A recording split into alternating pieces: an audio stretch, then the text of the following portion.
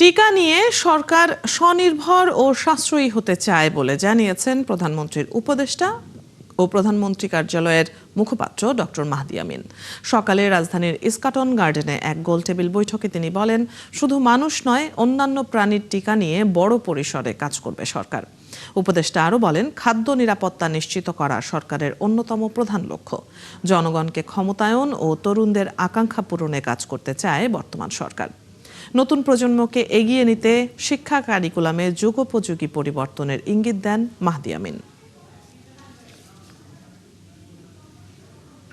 আমাদের একটা বড় লক্ষ্য হচ্ছে ভ্যাকসিনেশন নিয়ে কাজ করা, বোথ হিউম্যান এবং লাইভস্টকের ক্ষেত্রে, এবং বায়োটেকের এটার সাথে সরাসরি সম্পৃক্ততা রয়েছে। আমরা কিভাবে আমাদের ভ্যাকসিনের ক্ষেত্রে আরো বেশি স্বাবলম্বিতা তৈরি করতে পারি।